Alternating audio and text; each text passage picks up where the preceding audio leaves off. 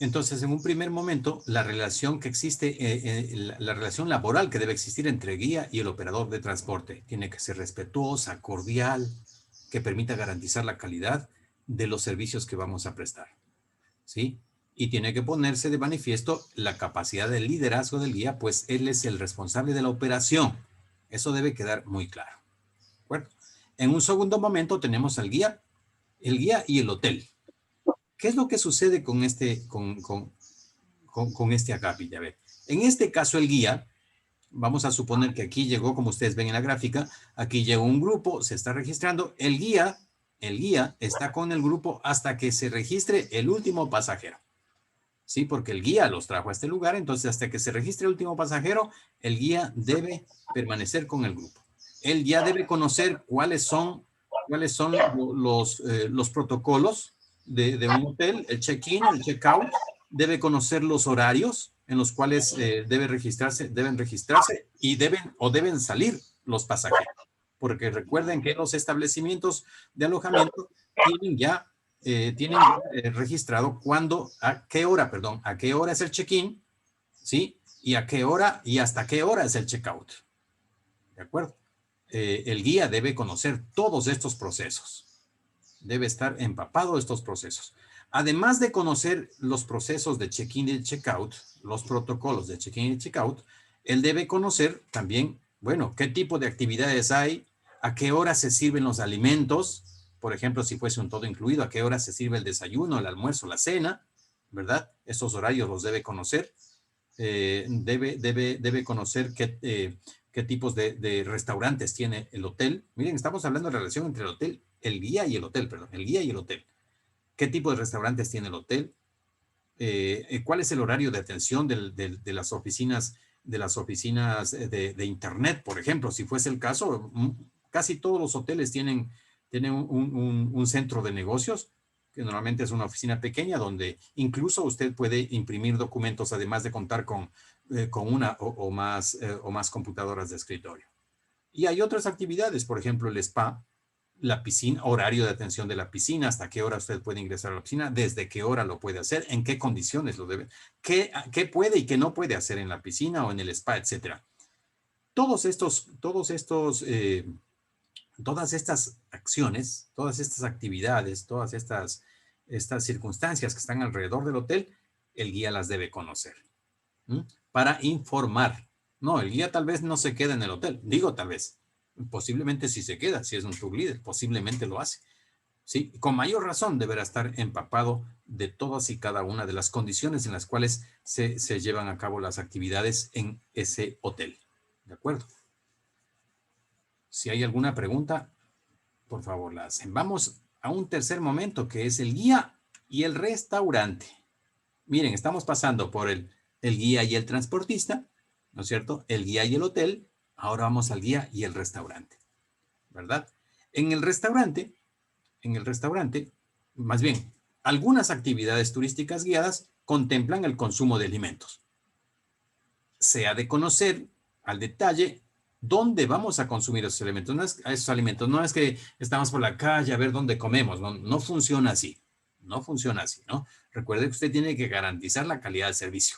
Entonces, usted no puede arriesgarse a ver dónde vamos a comer, ¿no? Todo tiene que estar planificado y coordinado, porque además usted hizo posiblemente una reservación, hizo un pago anticipado a un establecimiento X. Normalmente está relacionado con esos establecimientos en los cuales se vende alimentos, digamos, propios del lugar, ¿no? Si ustedes viniesen acá a la provincia de Manabí, exclusivamente a Manta, pues obvio que nos iríamos a comer, por ejemplo, al Parque del Marisco. ¿Mm? Yo los llevaría allá, porque ahí están los restaurantes en los cuales se expenden alimentos, por cierto, con productos bastante frescos, ¿no? Que provienen del mar. Si nos vamos a Riobamba, pues sería un pecado no ir al mercado, ¿no? Al mercado a comprar o a comer el hornado de chancho. Por supuesto que no. ¿De acuerdo? Entonces, cada uno de estos sitios tiene estos establecimientos. Digo, generalmente esto ocurre, no siempre, no siempre. Pero generalmente cuando nosotros estamos con un grupo, acompañamos a un grupo, pues este se servirá alimentos en un lugar que tenga ciertas particularidades, ¿de acuerdo? Ciertas particularidades. Entonces, se debe conocer cuántas personas van a llegar. Se hizo una reservación previa, recuerden, y algunas consideraciones especiales. Por ejemplo, que no se les sirva, creo que les comenté algún momento un problema que tenía una de nuestras amigas, una integrante de un grupo, de un grupo de pasajeros que no podía comer zanahoria. Entonces eso tiene que ser preciso. Entonces a la cliente tal, no zanahoria, nada que tenga que ver con zanahoria. Esas cosas hay que hacer, ¿no? Hay otras situaciones que debemos atender. Por ejemplo, el tema, algunas personas no soportan la lactosa, así que ese es otro punto entre otros. A alguien de pronto no le gusta la cebolla, cosas como estas, ¿no? Esas cosas, esas particularidades debemos tomar en cuenta. O en el caso de que existan niños, pues cuántos menús infantiles y qué tipo de menús son los que se van a servir. Entonces, el guía, en este caso, en algunas ocasiones pagará en efectivo, muy poco frecuente lo que estoy diciendo, porque con mayor frecuencia se utiliza el voucher o se utiliza una tarjeta, ¿no? Una tarjeta para hacer el pago. Sí, lo que sí debe existir siempre es la factura, porque recuerde que usted tiene que preparar un informe, ¿sí? Un informe económico de gastos, no se olvide, un informe de gastos que usted los entregará a la agencia de viajes, en el caso de que usted trabaje para una agencia de viajes. En el caso de que usted trabaje para una agencia de viajes. Profe, una pregunta, Sí, disculpe. ¿cómo no? ¿Cuál? Usted ahorita acaba de decir de pagar con tarjeta de crédito. Aquí en Méndez, o sea, la gente en los restaurantes, no hay eso, en ninguno, porque yo me conozco todito. Sí, por eso mencioné, la primera opción que dije es en efectivo. Es lo primero que digo. O sea, se puede pagar en efectivo, se puede pagar con un voucher, que tampoco cabría, ahora como usted menciona, o con tarjeta de crédito. Entonces, nada, siempre el guía ha de conocer en qué condiciones los restaurantes hacen sus cobros. ¿Cómo podemos hacer el pago? Así que, pues, se resuelve fácilmente, se lleva efectivo y se paga. No hay ningún problema. Eso es posible. Eh, Mientras se pueda resolver, se lo hace, ¿no? Y se lo hace de la mejor manera, como ustedes pueden ver. Pero gracias por el comentario. Ahora, yo a ese comentario le sumaría otro, ¿no? Reflexionaría sobre ese comentario. ¿Y por qué los establecimientos no cuentan todavía con estos mecanismos de pago? ¿Qué pasa con el marketing? ¿Qué pasa con la planificación del marketing en este sentido? Porque el marketing tiene que ver con lo que estamos hablando. ¿Qué pasa con la planificación estratégica de las empresas? ¿O es que no tienen planificación estratégica? Si no tienen planificación estratégica, no tienen plan de marketing. Si no tienen plan de marketing, no tienen plan de ventas. Si no tienen plan de ventas, no tienen plan de marketing digital. En ese orden va. Entonces, he ahí la necesidad, y ayer lo decíamos, hoy lo ratifico. Mientras más nos preparemos, más aportaremos o contribuiremos con nuestra localidad para su desarrollo. ¿Sí?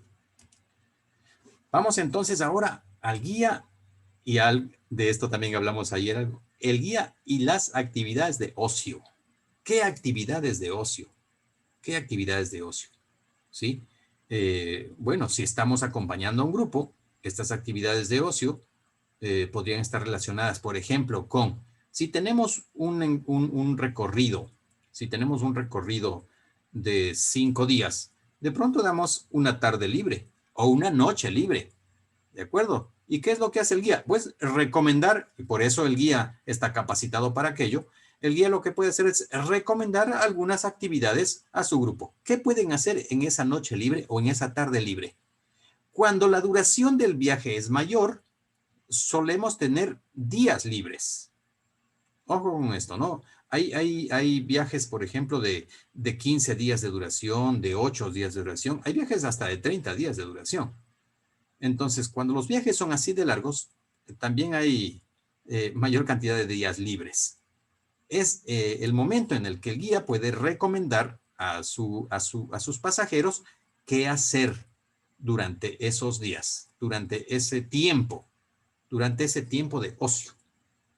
¿De acuerdo? El guía tiene una gran responsabilidad y debe estar muy preparado para poder recomendar, orientar. a sus pasajeros respecto a algunas actividades que puedan desarrollar. ¿De acuerdo? Debe estar muy empapado de las actividades incluso que hay en la localidad que se está visitando, en el destino, etcétera. ¿Sí? El rol que desempeña el guía no es nada sencillo. Realmente debe estar preparado y prepararse permanentemente. Permanentemente. Aquí tenemos, por ejemplo, una actividad en un hotel. Como ustedes pueden apreciar, hay un animador. Hay un animador. A veces hay más de uno. En los hoteles que yo he visitado en el Caribe, siempre, por ejemplo, alrededor de la piscina en algunas ocasiones. En otras ocasiones hay actividades de arena. En otras hay actividades en el agua, tanto en la piscina como en el mar, ¿no? O en la noche, en una zona cubierta o en una zona descubierta.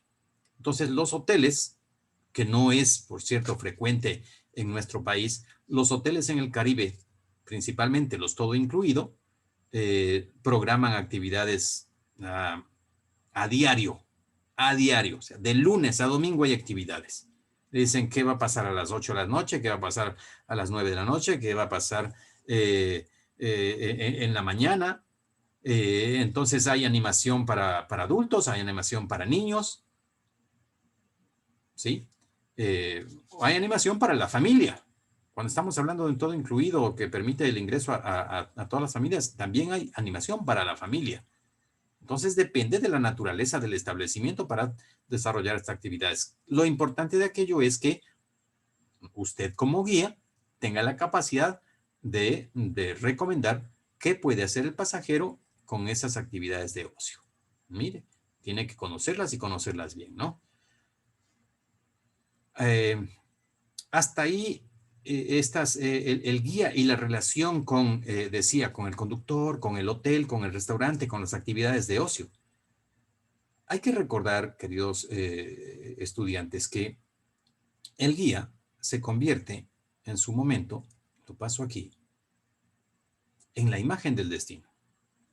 Si un guía no está bien preparado, no queda mal Juan Pérez, si Juan Pérez se llama el guía. No, queda mal la localidad. Muchas veces queda mal el país. Y que ni le pregunten en qué universidad estudió o en qué institución estudió, porque entonces también queda mal la institución. El último en quedar mal es el guía.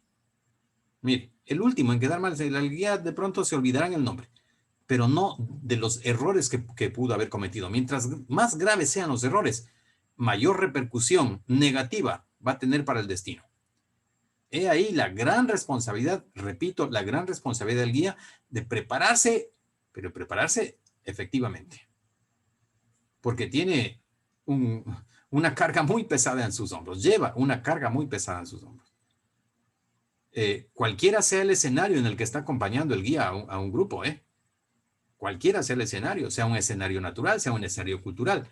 No, cualquiera sea el escenario. El guía se convierte en la imagen propia del destino. Recuerden que el guía debe cumplir efectivamente su función y para esto está preparado y se prepara día a día para hacerlo. Como el ejemplo que algún momento les puse del futbolista profesional. Por más crack que sea del fútbol, por sea el número 1, siempre tiene que prepararse. Y con el guía ocurre exactamente lo mismo. Ocurre exactamente lo mismo. El guía transmite una experiencia de servicio al cliente, una experiencia de viaje. Y esa experiencia, esta palabra también la utilicé en algún momento, tiene que ser inmemorable. La experiencia tiene que ser inolvidable. ¿Quién hace que la experiencia sea inolvidable? Es el guía, porque podemos tener un espacio geográfico o cultural importantísimo, pero lo que hace el guía es ponerle valor a esos atractivos, sean naturales y culturales. He ahí la gran responsabilidad del guía. Las funciones que debe cumplir el guía de manera efectiva. De manera efectiva. Bueno, porque esto podría ocurrir, lo que acabo de mostrar ahí. El menor error puede significar que ese pasajero no vuelva o recomiende a otras personas no ir. Y eso sería grave. Eso sería grave. Entonces, mire el peso que carga, que sostiene más bien el guía en un destino. Preguntas, participaciones, está abierto el foro. Vamos a hablar del guía y el servicio al cliente. Aunque esto lo hemos dicho ya desde el primer momento en que nos encontramos, desde nuestro primer encuentro. El guía y el servicio al cliente. Y de aquí se van a generar muchas preguntas. Muchas preguntas. Hay que pensar que que pueden haber muchas rutas autoguiadas que no necesiten de un guía, ¿no? Autoguiadas con carteles o cualquier otro procedimiento. Recuerdo haber estado en un museo donde usted pasaba por una pantalla, hacía un clic y pues le recitaba o le interpretaba lo que usted está viendo. Profe, Sí, claro que sí. una pregunta respecto de las rutas autoguiadas. Eso me imagino que es que la persona no contrata un guía y va solita, ¿no? No, a ver, sí, a ver, sí, sí y no, sí y no. Las rutas autoguiadas contienen unos elementos que se supone deberían, eh, perdón, se me va el término, deberían suplir al guía. Entonces, cómo puedo yo suplir al guía? Voy a poner unas cédulas, es decir, unas lecturas, ¿no es cierto? Unas pancartas donde haya una autointerpretación. Usted la lea y continúa la siguiente. Eso vendría a ser una ruta autoguiada. Si está, por ejemplo, usted en un sendero. Si está en un museo, ocurre lo que le acabo de comentar. Entonces, no hay una persona, no hay un guía, pero usted pasa una pantalla, hace un clic y empieza a recitarle lo que usted está viendo. Pero claro, no va a haber un feedback, no va a haber un vaivén. ¿De acuerdo? Usted solo escucha. ¿Quiere volver a escuchar? Haga nuevamente clic. ¿De acuerdo?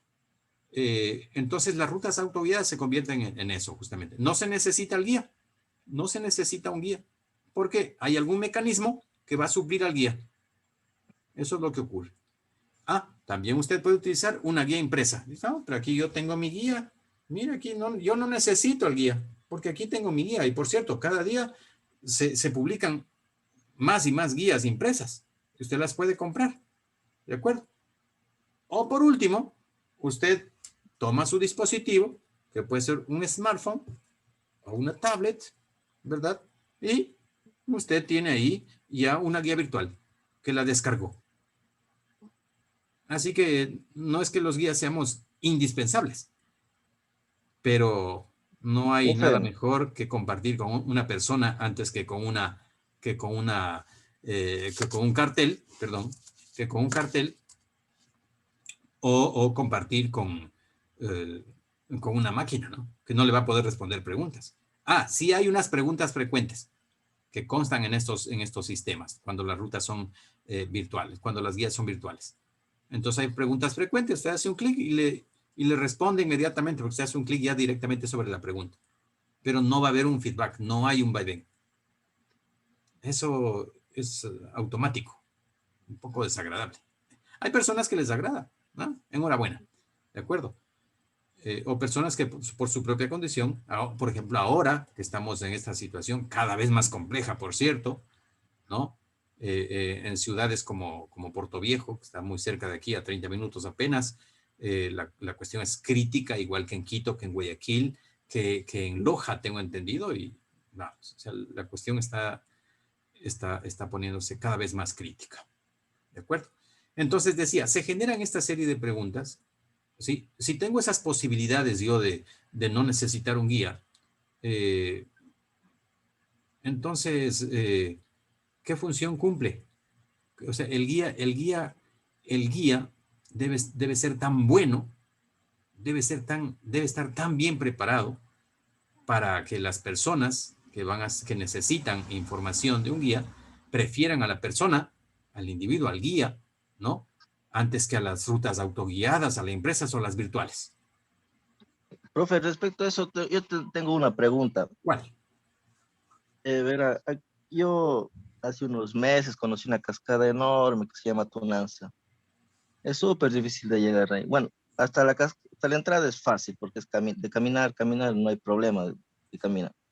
pero de la entrada habrá como 1 kilómetro, y ese kilómetro, siquiera uno se hace unas 2 horas y hasta llegar a la cascada, Tan porque difícil. ¿No? sí es bien difícil. Y, y pasa que hartísima gente quiere conocer esa cascada, pero me preguntan cómo llegar, cómo llegar, cómo llegar. Y les doy la información. Algunos van, sé que unos fueron, pero la comunidad donde se encuentra esa cascada no les deja pasar.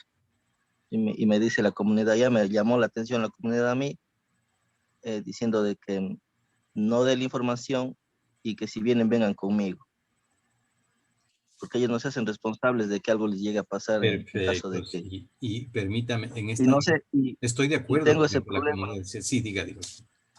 tengo ese problema de que, o sea, no sé si contestarles o no a las personas que me siguen preguntando cómo llegar a la cascada. No, yo pienso que usted primero tiene que coordinar con la comunidad, con los líderes comunitarios, hacerles conocer que hay muchas personas que quieren llegar a este lugar. Este lugar debería tener em, algunos servicios complementarios, ¿no?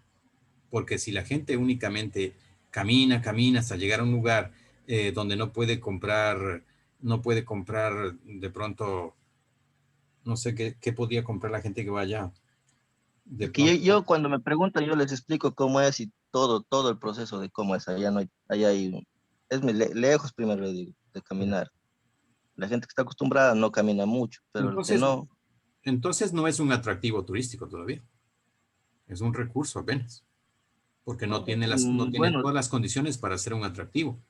Ahí es cuando las autoridades seccionales deberían tomar medidas en función de convertirlo en un atractivo seguro también, ¿no? Porque lo que usted me está diciendo, o sea, demorarse tanto en 1 kilómetro es porque es bastante complejo. Y es cierto que podría claro, sufrir algún accidente. Entonces, si sufre alguien algún accidente grave, eso repercute en la imagen del lugar. Usted dice, pero si yo no he dado autorización para que la gente venga. Hay que planificar. Ahí esto se traduce en planificación. Lo debería hacer la comunidad en principio. bueno, con la Entonces, comunidad eso ya está socializado.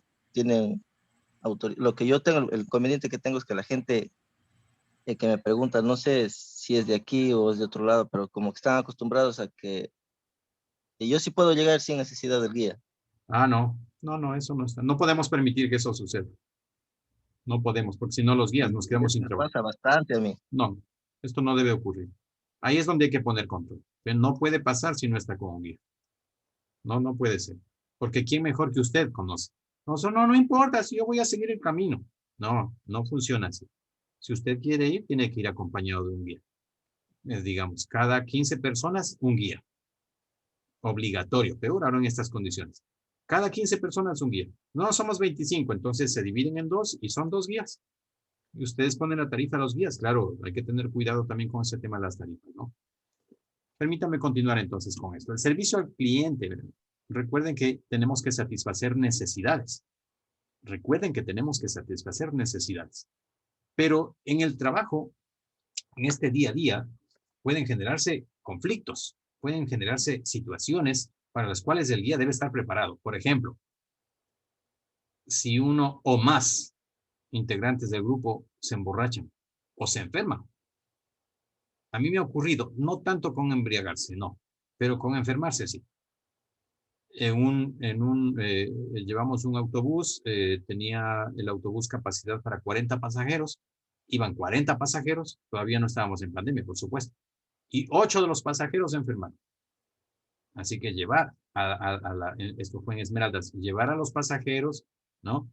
Llevar a los pasajeros al, a la- al hospital, porque no había una clínica, llevarlos al hospital para que los atiendan uno a uno y acompañar ahí a cada uno de los pasajeros hasta saber que se encuentra mejor. No fue tan grave como para enviarlo de regreso de inmediato, o sea, no fue tan grave, ¿sí? Algo que comieron les hizo daño, estuvo un poco feo. Eh, Se supone que nos garantizaban el servicio donde comimos, pero a 8 personas les hizo daño, ¿de acuerdo? Además pasamos de la zona muy fría a la zona muy caliente en pocas horas, y eso también provocó el malestar. Esto fue una suma de situaciones. Entonces, bueno, ¿y qué hago? ¿Qué hago? Recuerdo mi esposa guiando a un grupo de jovencitos que hacían su viaje de fin de año y nosotros vivíamos en Quito en ese entonces. Entonces, yo tenía una agencia de viajes y mi esposa operó ese grupo. Así que llegaron acá, fueron a la playa y a uno de los chicos, de los miembros del equipo, le pica una mantarraya en el pie. Eso es un dolor que ustedes ni siquiera se lo pueden imaginar. O sea, ¿cuánto duele una picadura de ese animal? ¿Cuánto duele? Es un dolor súper intenso, en principio. Luego viene una fiebre, ¿no? Que parece que el paciente se va a morir. Entonces, claro, lo primero que hay que hacer es llevar al médico, inmediatamente. Y después, claro, como el estudiante se preocupó mucho, tuvimos que contactar con sus padres y en el primer vuelo, a Quito nuevamente. Claro, hay que tomar decisiones. Si hiciéramos una bitácora de todo lo que nos ha ocurrido, podríamos tener muchas alternativas o más de una alternativa para cada una de estas circunstancias. ¿Qué pasa cuando se pierde un vuelo o se cancela un vuelo? Esto ocasiona molestias. ¿Qué se debe hacer? Usted como guía, ¿qué puede hacer? O cuando se ha perdido el equipaje, o cuando alguien declara que usted va a recoger a un grupo y de pronto a alguien le abrieron su equipaje. ¿Qué se debe hacer? Todas esas cosas el guía las debe conocer porque está recogiendo a ese grupo. Usted no puede desentenderse y decir, no sé, no sé de qué se trata, no, yo solo vine a recogerles y llevarles hasta el hotel. No, no, no. El guía tiene que estar preparado para todo, para todas estas cosas. ¿Sí? Hay situaciones que ni usted ni yo las viviremos cuando llamamos nueva o inesperada. ¿Mm?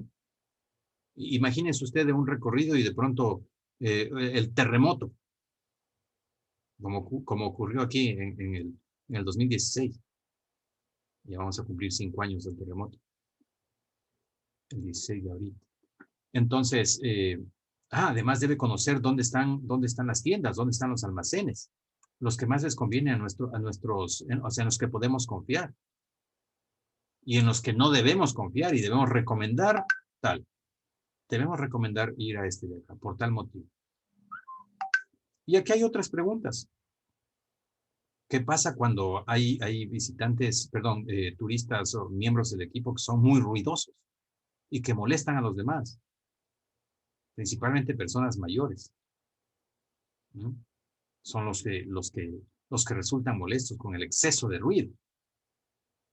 Esta es otra situación que esto parece de niños, ¿no? ¿Quién consigue el mejor lugar en el autobús? El autobús primero no está numerado. Ustedes saben que los autobuses turísticos no van necesariamente numerados. ¿Mm? Y los asientos tampoco van con nombre. Así que si usted arriba al bus, bueno, en un traslado largo, es obvio que las demás personas respetarán donde usted se sentó. Pero al siguiente día, de pronto usted puede sentarse en cualquier lugar. Pero podría generarse un conflicto. No, es que yo ayer me senté ahí, quiero sentarme, yo como turista quiero decir. No, yo me senté ahí, quiero sentarme ahí mismo. Imagínense. Entonces, esa es una situación ante la cual usted tiene que enfrentarse y resolver. No es solo mirar a ver qué sucede. ¿No? En algunas ocasiones la comida causa problemas. Por eso es que debemos conocer, aquí dice, de índole religioso o cualquier otra causa. Usted debe conocer que los musulmanes no consumen carne de cerdo. Es que eso usted lo debe conocer. Cuidado con no conocerlo. A eso me refería con la cultura general. Lo vimos en la primera clase. Entonces, no consumen cerdo. ¿Por qué no consumen? Es una situación religiosa. Perfecto, hay que respetar. Cuidado, se equivoca usted y los va a llevar a comer el rico hornado del mercado de Riobamba. Algo parecido en comer carne de pollo en Semana Santa. Perdone, repítame. Algo parecido. Por ejemplo, los turistas, algunos aquí comen, digamos, en Semana Santa, los días que son santos. Claro, por ejemplo, claro, el Prefieren Viernes comer Santo. carne, otros no. Claro, Prefieren comer solo pescado. correcto, el último viernes de cada mes, perdón, el último viernes desde que termina Carnaval, desde que termina Carnaval hasta que... Desde la Cuaresma. Sí, correcto. Entonces, a Cuaresma, se sabe que los viernes no se consume carne, o no se debe consumir carne. Para los católicos, vamos. Es una costumbre. Es una costumbre. Entonces hay que tener cuidado con esas costumbres, porque alguien podría resultar, bueno, muy susceptible ante esta situación. Entonces, pongamos opciones. Pongamos opciones. Si alguien quiere comer carne, que coma carne, pero también hay la opción de pollo, por citar un ejemplo. O pescado, como usted lo mencionó. ¿De acuerdo? Y esta es una pregunta al millón, ¿no? El guía debe esperar que le den propinas. ¿Qué opinan ustedes? A ver, aquí no voy a opinar yo antes. Primero quiero escucharles a ustedes. El guía Yo debe creo esperar que le den profe, yo propinas. creo que no. Yo creo No que debe no, esperar que le porque, den propinas. No, no porque ya debe. está cobrando, pues uno, ¿para qué propina? Pues, que uno no está mendigando nada a nadie. Ya. ¿Qué más? Ah, una señorita habló. ¿Qué opina? Una de las damas tomó la palabra. ¿Cuál es el criterio respecto a la propina? Yo en mis casos de experiencia, no he esperado que me den las propinas. A veces hay personas que dicen, ¿sabe qué? A mí me gustó el recorrido, le voy a dar una propina. Entonces, yo pienso que debe ser voluntad ya de los Sí, turistas, sí, de por cómo se supuesto. sienten y Ya. cómo Ah, ellos le vieron. ya. Ahora yo voy a preguntar aquí un poco nos vamos a quitar la máscara, ¿no es cierto? Y voy a preguntar, ¿no les agrada que les den propina? Yo eso mismo quería decir justamente que no se debe esperar, pero siempre uno no se tiene que decirle no. Correcto, correcto. Y siempre es un incentivo, ¿no? Claro Por que supuesto. la situación no es siempre que debe estar basada en eso, porque, Así por es. ejemplo, eh, a mi manera de ver, por ejemplo, ahí existe en Galápagos, por ejemplo, existe una cuestión un poco como obligatoria ahí que Así tienen es. que Así, a los turistas la así es. propina y que no tiene que ser menos de tanto, inclusive ahí tiene. Así es. La pregunta, una segunda pregunta. ¿Debemos trabajar para la propina? No para satisfacer al turista y para que Ya, él siga correcto. volviendo, conociendo más y sentirnos bien nosotros también como guías en el Claro. trabajo que hacemos. Perfecto. Si nos dan propina, enhorabuena y gracias, ¿no? Porque si nos dan propina, como ustedes lo acaban de decir, es porque hemos hecho un buen trabajo. Pues no le damos propina a quien no hizo un buen trabajo. Así es, ¿no? Así funciona en todo, ¿no? Y Así que sí, sinceramente no pienso que el que no hizo un buen trabajo no recibe la propina. Lo que pasa es que existen ciertos tipos de posibilidades, podemos llamarlas así, y también ya, cierto tipo de cultura y de costumbres. Por ejemplo, un americano, él tiene ya por costumbre que habitualmente deja la propina, pero existen otro tipo de europeos, las partes de los países del este, no tienen esa costumbre, pero exacto. no se trata Y que los latinos lo tampoco. hizo mal el trabajo, yo pienso. Bueno, bueno, son puntos de vista, ¿no? Son puntos de vista. Una Sí, pregunta. claro. Bueno, yo he trabajado con algunos, anteriormente con algunas agencias, todo, pero yo tengo entendido, bueno, si los compañeros me pueden ayudar o Díganlo, usted, díganlo. profesor, ¿hay un país que no le gusta como dar propina o es mal visto como la propina en sí? No tengo respuesta a esa pregunta. No sé qué país es ese. Sí, porque yo escuché esto de un guía que no recuerdo el país en especial, pero es como mal visto dar o dejar propina. Ujú. Es como lo que a veces decimos como mendigar, algo así. Ah, ok, ok, Entonces, en comprendo. ese país está mal Ya. visto la propina, o sea, el Puede ser gasto. ofensivo, ¿no? Según lo que Ajá, yo estoy exacto, entendiendo. exacto. Ya. Pues no conozco esa particularidad. Sin embargo, si a usted le dan propina, pues muchas gracias. Tampoco es que nos vamos a quitar la gorrita y vamos a pasar la gorrita cuando estemos en el transfer out, ¿no es cierto? O cuando estemos a punto de despedirnos de nuestros clientes. Eso no debe suceder. No debe suceder, perdón. Alguien está escribiendo. Creo que es Japón, dice algún lugar de Asia, menciona a Jorge. Está respondiendo a su inquietud. Podría ser. Yo he visto a los japoneses dejando propina y los he Sí, visto creo en que el ellos son los Caribe. que más, las personas que más dejan Sí. más propina. Sí. He visto en el Caribe a los japoneses dejando, pero hay unas particularidades. No sé si ustedes Depende de las personas, depende de Sí, las personas. sí, siempre. Sí. Pero no sé si ustedes se han percatado, si han trabajado también con japoneses, ¿no? No estoy diciendo chinos, aunque en algunas cosas actúan de manera similar. Los japoneses, cuando son parte de un grupo donde hay de otras nacionalidades, los japoneses normalmente no se mezclan con otras personas, así sean jóvenes. Los japoneses están siempre entre ellos, en su grupito, voy a decir subgrupo, ¿no? Y nadie los separa, porque esa es su costumbre. Así son los japoneses. No, nosotros los latinos sí somos más abiertos y queremos hacer amistad con todo el mundo. El japonés no, es muy reservado, ¿no es cierto? Al japonés le gusta que le atiendan rápido, no le gusta entrar en detalle, ni que usted entre en confianza. No, eso no le agrada. Esas son las subculturas que nosotros también debemos conocer, como los ingleses y su puntualidad. Aunque los ingleses son más que puntuales, llegan antes de lo previsto. Bueno, entonces, miren, estas preguntas tienen que ver con el servicio al cliente, ¿no? La capacidad que usted debe tener para atender las necesidades de su consumidor, de su pasajero, y que esta experiencia sea una experiencia, decía, inolvidable, inmemorable, utilicé el término inmemorable también. Hablemos de algunas tipologías de grupos. A ver, cuando los grupos, con esto vamos cerrando también, cuando los grupos, si los clasificamos por tamaño, los grupos grandes serán aquellos, miren, estas son algunas aproximaciones, por favor, aquí no. ¿Y qué pasa si son 13? ¿Y qué pasa si son 16? ¿No? Estas son aproximaciones únicamente que hemos hecho en función de tener algunas ideas generales sobre la tipología de grupos. Por ejemplo, un grupo se entenderá como un grupo grande cuando exceda los 15 pasajeros y se entenderá un grupo pequeño cuando esté entre 4 y 14. Y alguien diría, ¿y qué pasa si están 3? ¿Qué pasa si están 3? ¿No? Normalmente 3 personas ya, a ver, si hacen un grupo, vamos, si hacen un grupo, pero normalmente el guía trabaja con grupos de entre 4 y 14. Digo normalmente, miren, nada es absoluto, por favor, porque usted podría trabajar con un solo pasajero.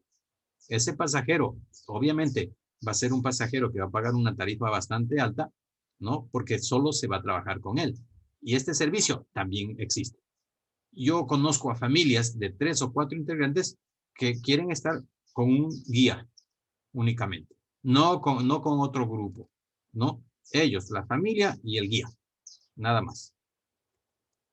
Si hablamos de la motivación, hablando de la tipología de la motivación, pues habrá una situación específica por la que viajen. Por ejemplo, un grupo de profesionales por una situación de esa misma naturaleza, un grupo familiar, un grupo, no sé, de pronto que van a atender su salud. En Cuba hay mucho turismo de salud, por citar un caso. En Colombia también lo hay, ¿no? Un grupo de estudiantes, un grupo familiar, un grupo de tercera edad. Muy frecuente los grupos de tercera edad, bueno, antes de la pandemia, porque estos clubes, los clubes de tercera edad, normalmente desarrollan estas actividades, estos viajes de 2 noches, 3 días, ¿no? Donde los adultos mayores, y lo converso con fundamento de causa porque mi madre pertenecía a uno de estos grupos de jubilados y la pasan de maravilla, ¿no? El guía, en las 2 ocasiones que salieron de viaje vi a mujeres guiando. De hecho, 2 personas, dos personas guiando. Entonces, hay un paramédico también, por cierto, acompañando al grupo. Entonces, las guías hacen pasar a ese grupo de maravilla. Los he visto acá en la provincia de Manabí, los he visto en Esmeraldas, que se divierten, pero al máximo, ¿no? Al máximo. Esas guías, insisto, estoy hablando de damas porque no he visto caballeros en estas funciones. No estoy diciendo que no hay, pero hacen un trabajo estupendo. Y estas personas recuerdan muy gratamente estas actividades que realizan de estos grupos de tercera edad. Por el tema de contratación, vamos a encontrar 2 tipos de grupos: grupos abiertos y grupos cerrados. Los grupos abiertos, ustedes lo pueden ver aquí, estos grupos abiertos pues provienen de otras ciudades o de otros países, y coinciden con el mismo grupo, con el mismo tour, con el mismo viaje de turismo. Entonces, pues no se conocen con anticipación. A eso se le llama un grupo abierto. Pero nosotros tomamos, recuerdo el último tour que tomamos. Tomamos el tour a Panamá. Entonces, tenía un cupo de, me parece, bueno, fue un charter. Entonces, fuimos como 70 y algo de personas en un vuelo a Panamá. Y bueno, no nos conocíamos.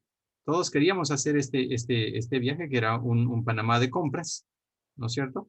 Y bueno, sí, coincidencialmente con 2 o 3 personas nos conocíamos, pero en general los pasajeros entre nosotros no nos conocíamos. A eso se le llama un grupo abierto.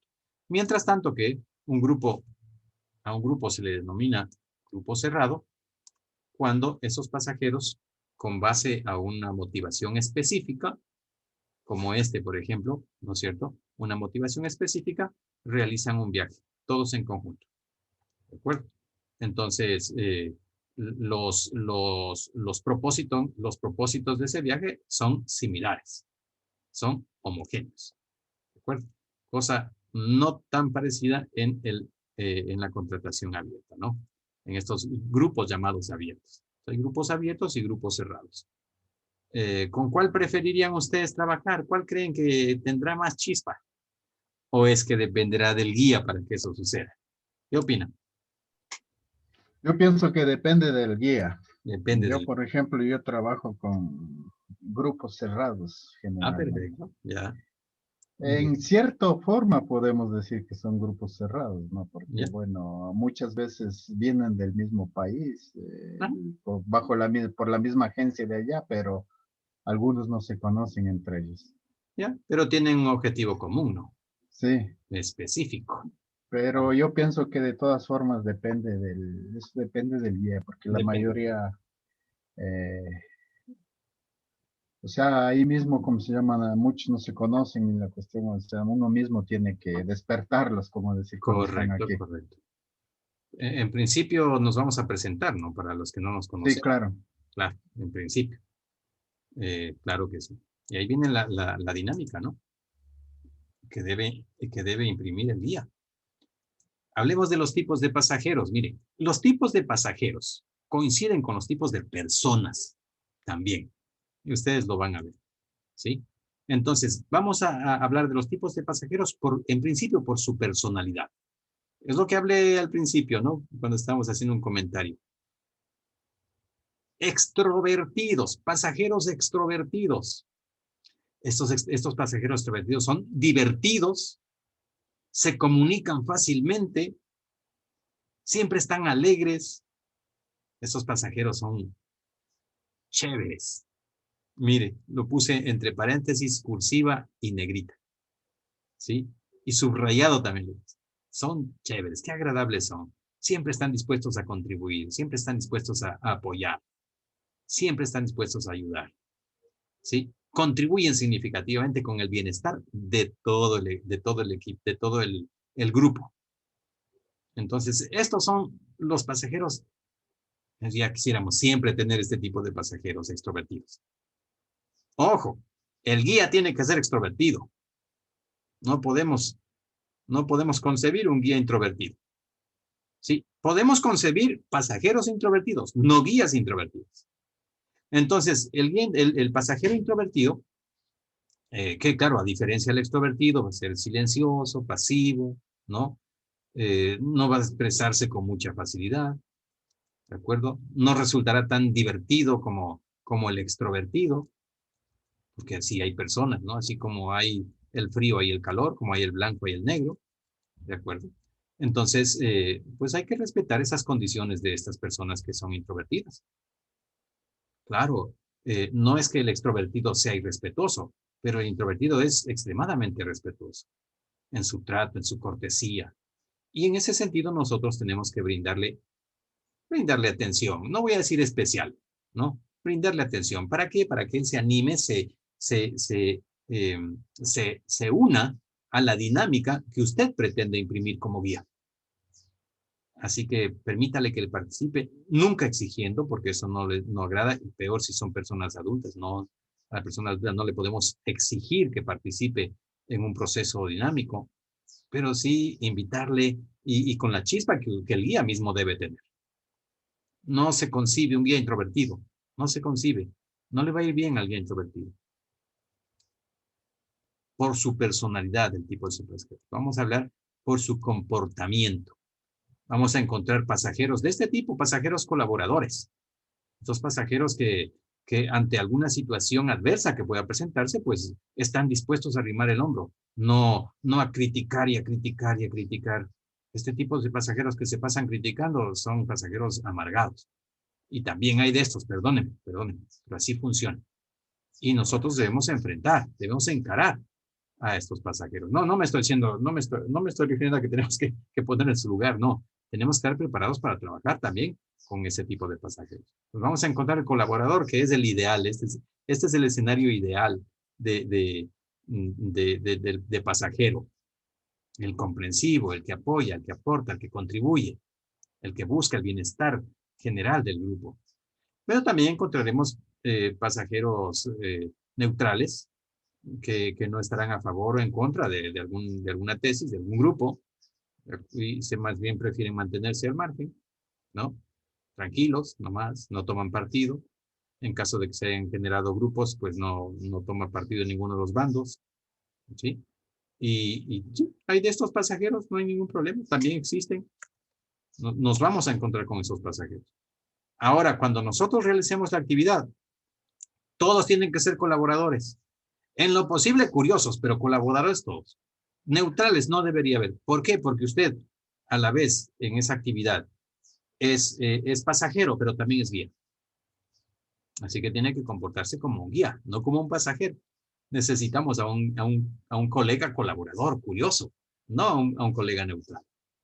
¿De acuerdo? Entonces, al pasajero curioso, que hay muchísimos también, son aquellos que preguntan frecuentemente, enhorabuena que sea así, porque eso despierta también el interés de otros, que podrían ser los introvertidos, ¿no? Que no se animan a preguntar porque les da pena, pereza, vergüenza, como quieran llamar ustedes, o porque no quieren. ¿Sí? Entonces, este es el que quiere saber, quiere incrementar sus conocimientos, y le interesa todo lo que no conoce y pregunta siempre al guía. ¿Sí? Y por eso usted tiene que estar como guía bien preparado para responder en lo posible todo. Mire, digo en lo posible, porque hay cosas para las que no tenemos respuesta. O sea, no sé, o sea, perdóneme, mire, no estoy tan seguro de la respuesta, pero usted me deja pensarlo un momento. Voy a preguntarle a una persona, porque no quiero equivocarme en la respuesta que le voy a dar. Así que, por favor, deme unos minutos y le respondo su pregunta. O sea, no decir no sé y punto. No tiene que quedar así. ¿Verdad?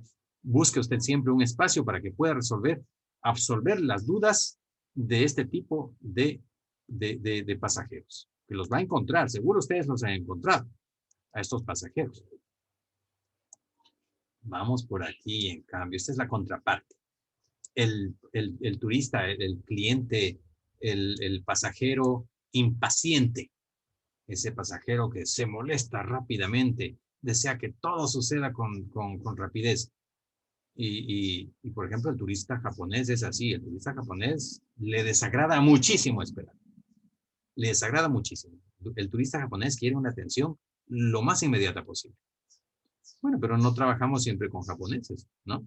Trabajamos con muchísimas personas de varias nacionalidades. Así que sí nos vamos a encontrar también con este turista impaciente, el que no le gusta esperar, el que no le gusta que las cosas demoren en ninguna de las actividades. Así que miren cómo nosotros debemos estar preparados para hacer frente a estas particularidades, ¿no? de los grupos o de las personas. Por otro lado, tenemos a este turista que se enoja siempre, al que siempre está enojado, al que siempre reclama cosas, al que siempre critica, y solo critica porque no aporta, pero critica permanentemente. Ese es el turista negativo, todo lo encuentra mal. A mí me ha sucedido más de una vez. Fuimos a un hotel con un grupo de profesoras y las profesoras estaban muy molestas porque no les gustaban las sábanas de sus colchones. Entonces, claro, inmediatamente voy a recepción, le digo, mire, por favor, cámbieme las sábanas de 2 habitaciones. Claro, ¿cómo no? Va y cambia las sábanas, pero tampoco les gustaban las sábanas. Entonces, qué difícil es. O sea, ¿de dónde me saco yo más sábanas? Si es lo que tiene el establecimiento. Es que las sábanas estaban en buenas condiciones. Pero o sea, hay gente para todo, ¿no? Hay gente para todo. Luego hay que sentarse con tranquilidad y decir, mire, realmente no hay más sábanas, esto es lo que tiene el hotel. ¿Eh? Por otro lado está el precio que pagaba en ese entonces el grupo, ¿no? Era un precio bastante bajo. Fuimos a un hotel popular, porque esa era la tarifa. Pues no puedo yo pedir sábanas de seda en un hotel popular, o sea, es que no tiene sentido. Pero estas cosas ocurren, así que hay que aprender a dialogar y a tranquilizar a las personas. Entonces, este turista, que es un turista que siempre se queja de todo, se queja de todo y lo hace en voz alta y quiere hacer quedar mal al guía y a la empresa y que nunca más comprar aquí y nos amenaza permanentemente y tal. Esto ocurre y ocurre con cierta frecuencia. ¿De acuerdo? Siempre estará molesto, ¿no? Y nada le complace, nada le complace. Y también tenemos al turista descortés y lo dejé con la misma imagen, el turista descortés, al cliente descortés. Ese que está con mal humor y que a veces se pasa de mal educado, porque es grosero además, ¿no? Esto ocurre, les decía en principio, esto ocurre en cualquier actividad. Esto ocurre en cualquier actividad. Pero nosotros estamos hablando de los guías de turismo. Y nosotros vamos a encontrarlos. Miren, posiblemente lo que tenemos aquí nos quede corto y hay otras tipologías. ¿Mm? Posiblemente.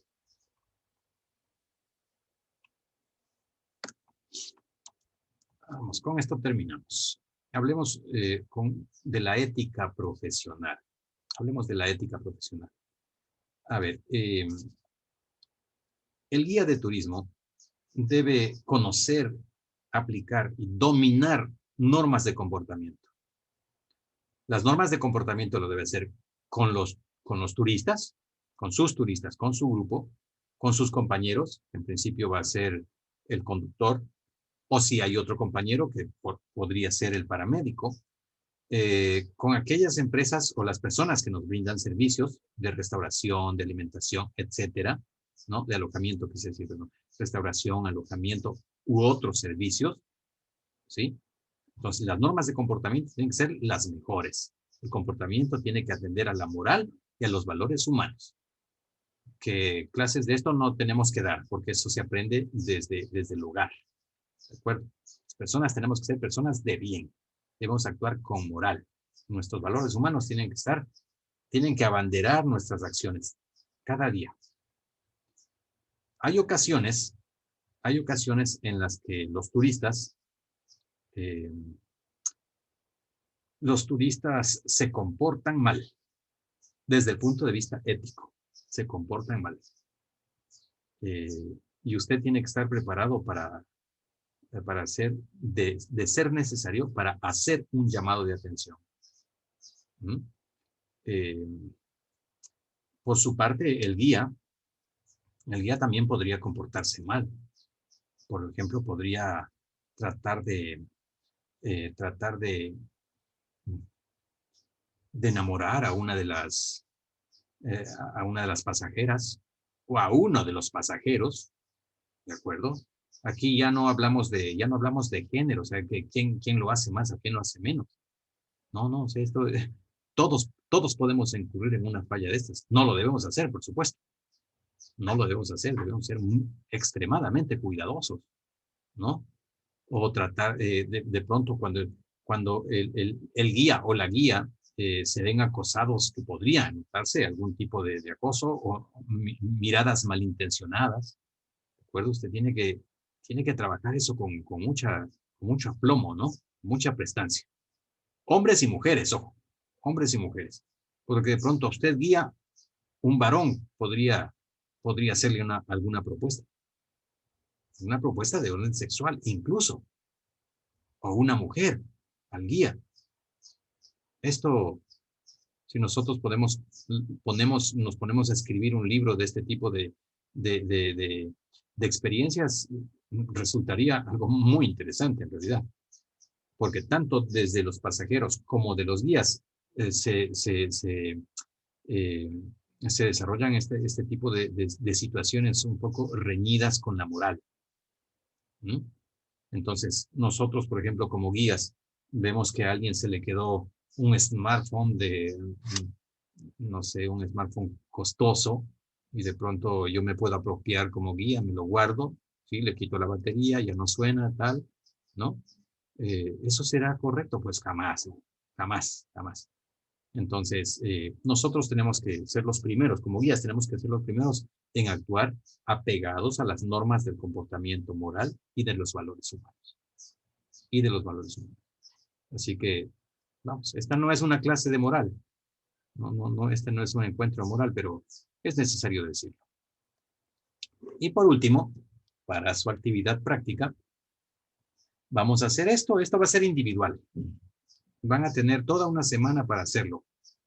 Van a entrevistar a un guía profesional, por favor, a un guía profesional de turismo, sobre la coordinación de su trabajo con la del conductor. Puede ser en un city tour o cualquier otro tipo de recorrido, ¿sí? Puede ser un city tour o cualquier otro tipo de recorrido. Usted tiene que... Sí, por favor, no le escuché. ¿Puede repetir? Profe, Sí. yo, Yante Mesaca, aquí en Méndez no hay nadie, solo estamos en proceso, el compañero John y yo. Y Sí, profe, yo también estoy en las mismas. En mi lugar tampoco hay guías. ¿Dónde vive? En el Azuay, en San Fernando. En Cuenca sí, pero está súper lejos, a 2 No, horas no, y pero algo más. esperen. Es que esa entrevista no tiene que ser una entrevista personal. Debe ser una Ok. entrevista por WhatsApp, por correo electrónico. Vamos, no tiene que ser una entrevista personal. No lo puse así profe, justamente por eso. una pregunta. ¿Cuál? O sea, en el Ministerio de Turismo, en la página del Ministerio de Turismo, ¿hay algún registro de guías así para averiguar ahí? Porque yo no conozco a nadie. Eh, a ver, más bien las personas que conozcamos a guías podemos recomendar que nos respondan. De las personas que estamos aquí presentes, hay 8 participantes. Eh, ¿quién nos puede ayudar recomendándonos guías? Yo le quiero ayudar con unos contactos al Ya. compañero para que Perfecto, se comunique con ellos. perfecto. Listo. Eso es lo que tenemos que hacer, ¿no? Apoyarnos aquí unos a otros, porque las condiciones realmente no son las más propicias, ¿no? Pero nada, o sea, hagámoslo, utilicemos,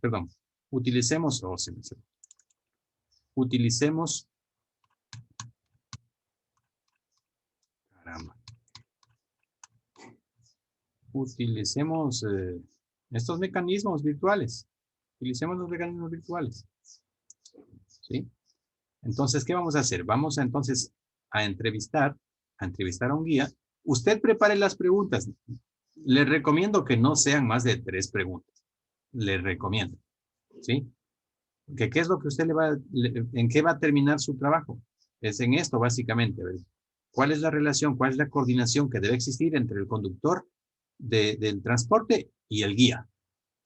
En cualquier recorrido. Yo puse aquí City Tour, pero acá pongo u otro tipo de recorrido guía, lo que ustedes estimen. ¿Sí? Entonces vamos a poner una portada, que ustedes ya saben que lleva la portada, y en la portada hacen constar el nombre y el apellido del guía profesional.